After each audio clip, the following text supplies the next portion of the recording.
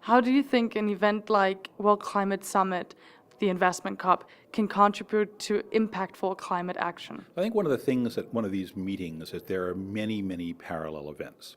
One, and the reason that we're all here, is the actual negotiation.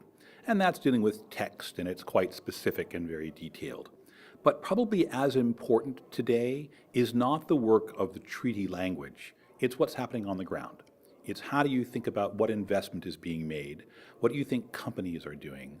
What do you think governments, not at the national level, but the subnational level, cities, counties, states, provinces, what are they doing? This kind of an event brings them together, and it brings them together around a discussion of investment, around finance, around policy. I think it's much more tangible and practical for the implementation of the agenda than some of the things that are happening in the negotiating room. So what do you think needs to happen within the civil society to change? So I think that one of the things we've got to think through is how change occurs. It happens, I believe, from the top, when governments make decisions, and it happens from the bottom, when individuals make choices and take action. And both have to be explored. A couple of examples, I think, make this very clear. Currently, we're in the city of Katowice in Poland, and we're looking at a city that's in the middle of a transition. The government is very resistant to change. The Polish government sees coal as part of the economic driver.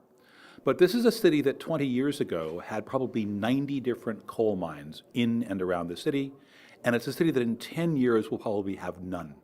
So within one generation, it will go from being a center of coal development to what it is today, a city of new innovation and technology and service jobs. That's a tangible thing that comes partly from government policy. We're seeing the European community engaging with Poland on this agenda through things like the carbon market. But we're also seeing individual choice, organizations at the NGO level working on job transition, organizations thinking about investment.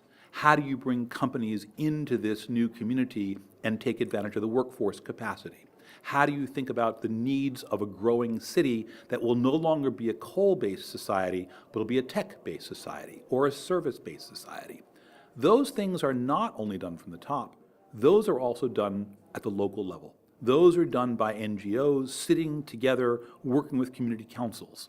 Those are done by academics doing research on how you think about transition strategy.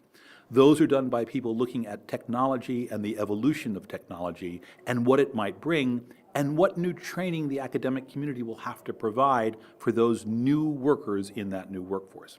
So to me, you want to combine all the pieces, and that's part of what this conversation does at this summit, but it's also part of a conversation that will extend well beyond the summit into a whole host of different actors.